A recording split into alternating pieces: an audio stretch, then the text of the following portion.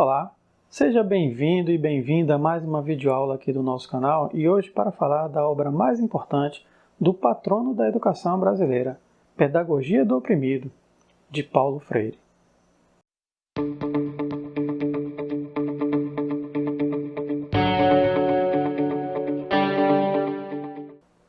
Olá pessoal, tudo bem?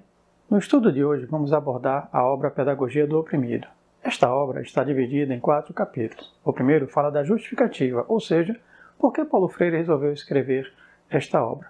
Em seguida, temos a concepção bancária de educação como instrumento da opressão. O terceiro capítulo fala da dialogicidade e a essência da educação como prática de liberdade. E em seguida temos o último capítulo que fala da teoria da ação antidialógica. E nós vamos seguir exatamente este mesmo roteiro para abordar este tema no estudo de hoje. Mas antes, uma curiosidade em torno desta obra é que a mesma foi editada primeiro em inglês e espanhol.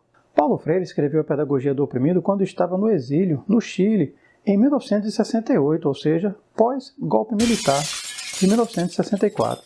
A obra foi publicada em inglês em 1970 e só em 1975 foi traduzida para o idioma do autor, ou seja, o português. Esse fato é fundamental, pois nos ajuda a entender por que Paulo Freire aborda a relação de contradição entre opressores e oprimidos e de como é necessária uma praxis que possa orientar uma ação visando a superação dessas contradições. Afinal, Paulo Freire viveu na prática essa situação de opressão e contradição social, ou, para usar um termo mais filosófico, essa dialética, que é, por assim dizer, um dos fios norteadores desta obra, como nós iremos demonstrar. Em seu primeiro capítulo, que fala da justificativa da pedagogia do oprimido, Freire discute o processo de desumanização causado pelo opressor a seus oprimidos. Essa é uma das relações de contradição que nós encontramos na obra.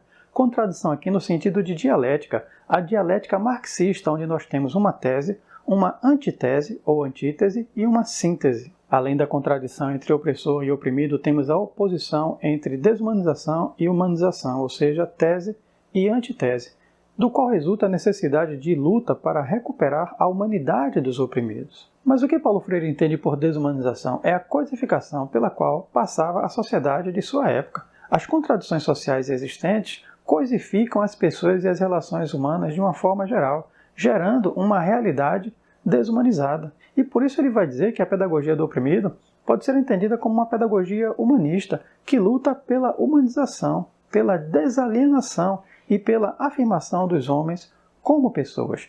O primeiro capítulo, portanto, se dedica à análise dessa relação dialética da contradição opressor-oprimido e da relação dialética desumanização-humanização, que justificam assim a escrita dessa obra.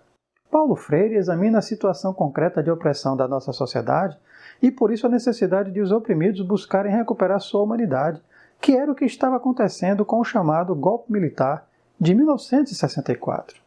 Em uma perspectiva mais filosófica, a compreensão de Paulo Freire sobre a humanização do ser humano constrói-se a partir de uma ontologia. E o que significa ontologia? Ontos, do grego, significa ser. Então, literalmente, temos um estudo do ser. Paulo Freire entende, então, que o ser humano é um ser inacabado e em um processo constante de humanização. Freire chama de vocação ontológica esse processo contínuo do ser humano em busca de sua humanidade e de ser mais.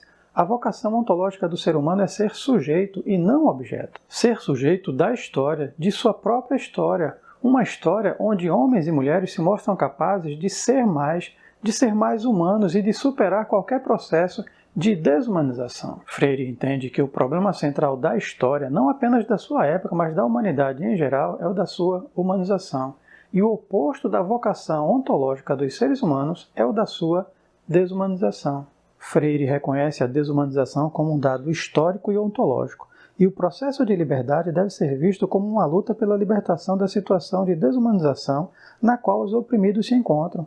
A libertação do estado de opressão é uma ação social, não podendo, portanto, acontecer isoladamente. O homem é um ser social e, por isso, a consciência e transformação do meio deve acontecer em sociedade.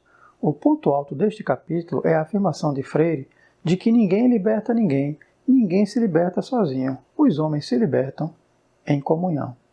A liberdade que tantos oprimidos almejam tem que ser conquistada com seu próprio esforço e em comunhão com os outros. Mas a libertação é um parto, diz Freire, e um parto doloroso, mas o homem que nasce deste parto é um homem novo. A pedagogia dos oprimidos é, no fundo, a pedagogia dos homens empenhando-se por sua libertação. Uma questão interessante de ser ressaltada neste capítulo é que a pedagogia do oprimido pode ser vista a partir de dois momentos. Um primeiro, onde os oprimidos vão desvelando a realidade opressora e se comprometendo na praxis com a sua transformação, e um segundo momento que, uma vez transformada essa realidade opressora, não há mais necessidade de uma pedagogia do oprimido, que passa então a ser uma pedagogia humanista e libertadora. No capítulo 2, Paulo Freire discute a concepção bancária de educação como instrumento da opressão, e aqui temos mais uma relação de contradição que pode ser interpretada a partir da visão dialética entre educação bancária, tese, e educação problematizadora, a antitese. Aqui temos um dos conceitos que é talvez um dos mais conhecidos da obra de Paulo Freire, que é o de educação bancária. E por que Freire critica esse modelo de educação? Porque esse modelo não estimula a autonomia dos alunos e, consequentemente, não estimula a autonomia de homens e mulheres como agentes da história. A educação bancária transforma a consciência do aluno em um pensar mecânico. A educação torna-se um ato de depositar o conhecimento, uma analogia clara com a ideia de quando vamos depositar dinheiro no banco. Desta maneira, a educação se torna um ato de depositar em que os educandos são os depositários e o educador, o depositante. Temos a figura do professor bancário, que atua depositando conhecimento na mente dos alunos, como se suas mentes fossem recipientes vazios que devem ser preenchidas pelo professor, que é o principal agente do processo de educação de acordo com esta concepção. Por outro lado, temos a educação problematizadora, que estimula a autonomia e a consciência de si, e que nos faz compreender que estamos inseridos no mundo e que somos responsáveis por aquilo que fazemos nesse mundo. A educação problematizadora procura desvendar a realidade aos homens e, consequentemente, as contradições sociais aí existentes, e por isso a necessidade de lutar pela nossa emancipação. Vejamos o seguinte quadro, onde fica bastante evidente a relação dialética entre uma educação bancária e uma educação libertadora. A primeira se baseia na opressão entre educadores e educandos, e a segunda propõe a superação dessa contradição. A educação bancária serve à dominação, a libertadora serve à libertação. A primeira é antidialógica, a segunda, dialógica. A primeira inibe a criatividade e por isso é passiva, a segunda estimula a reflexão e por isso é ativa. Temos a primeira como domesticadora e a segunda como crítica, que por isso gera autonomia. A primeira é conservadora e a educação libertadora é revolucionária. O ponto alto desse capítulo, quase repetindo algo que já foi dito no primeiro, é que ninguém educa ninguém e ninguém se educa a si mesmo. Os homens se educam entre si, mediatizados pelo mundo. O capítulo 3 tem como tema a dialogicidade, a essência da educação como prática da liberdade, que aprofunda e complementa o capítulo precedente, demonstrando a importância do desenvolvimento do diálogo no processo educativo em oposição ao método bancário de transmissão do conhecimento. A linguagem constitui ontologicamente o ser do homem e a palavra adquire um sentido de transformação, transformar o mundo e aos homens. Para libertar os oprimidos de sua situação de opressão, utiliza-se o diálogo.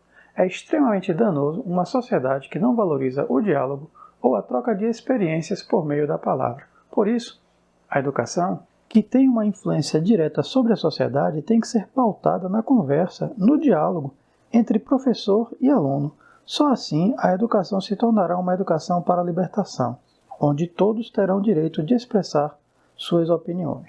Neste capítulo, Freire descreve também alguns elementos chaves do seu método, como a utilização de temas geradores para fomentar o diálogo e o aprendizado.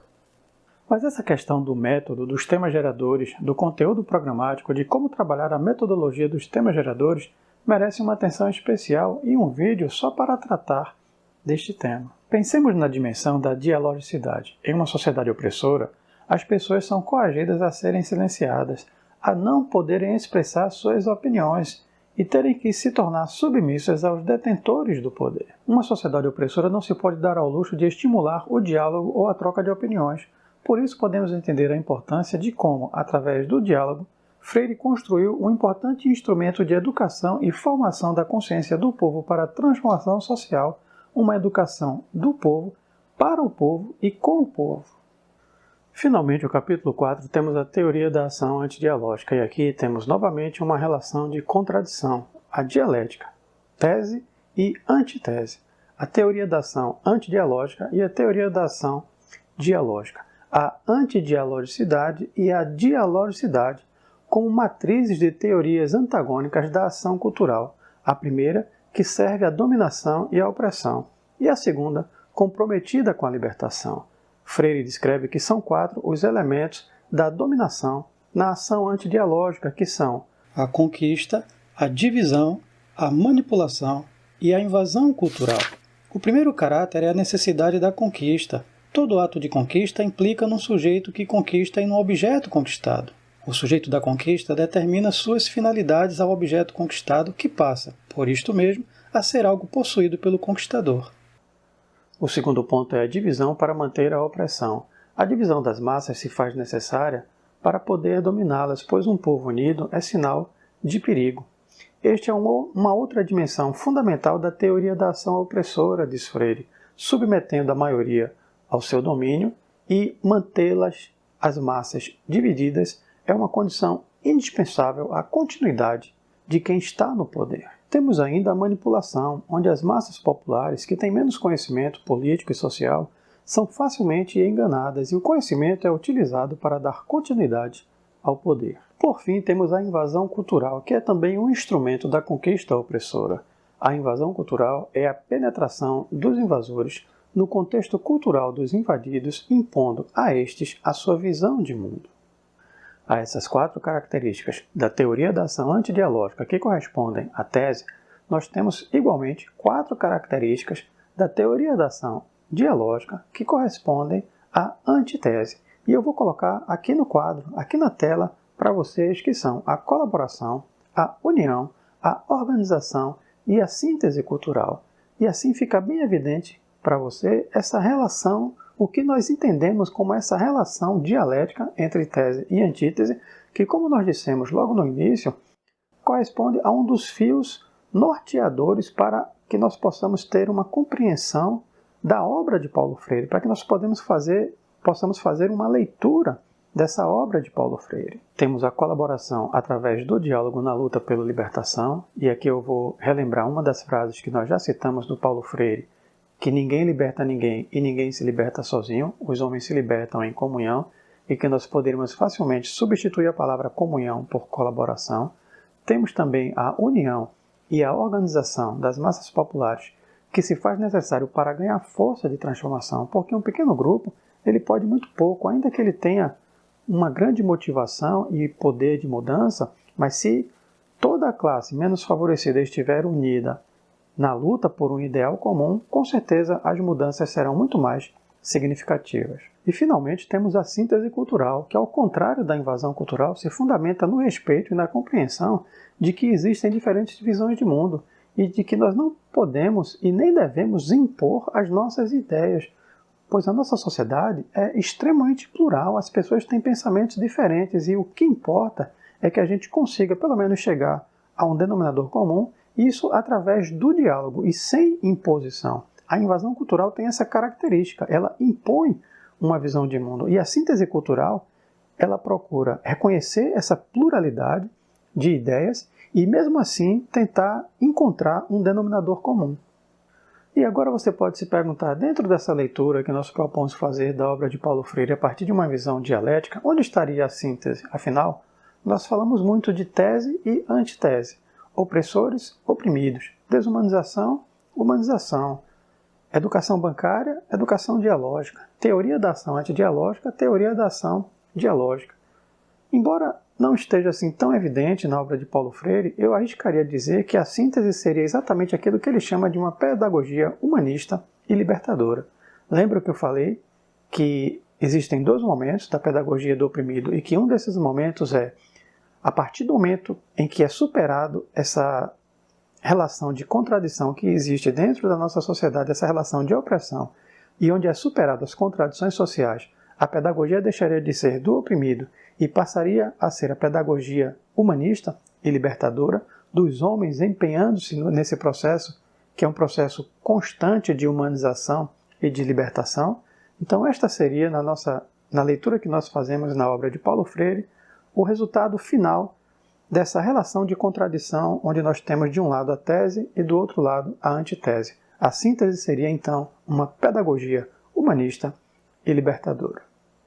Portanto, podemos compreender como uma das teses fundamentais de Paulo Freire nesta obra que ele procura elaborar conceitos pedagógicos onde o educador deve buscar uma transformação no contexto social de dominação que se dá em um processo de educação bancária que silencia as pessoas, favorecendo a continuidade de uma realidade desumanizada. Por outro lado, temos a conscientização dos educandos e das massas, que se dá em um processo dialógico na busca pela libertação dessa realidade desumanizante e tendo como horizonte a vocação ontológica do ser humano, que é ser mais, e sem produzir novos opressores e oprimidos. Nessa busca pela libertação da realidade opressora, é fundamental que homens e mulheres compreendam o seu ser no mundo, ontológica e historicamente, pois é na praxis social que eles serão capazes de transformar e construir a sua própria história.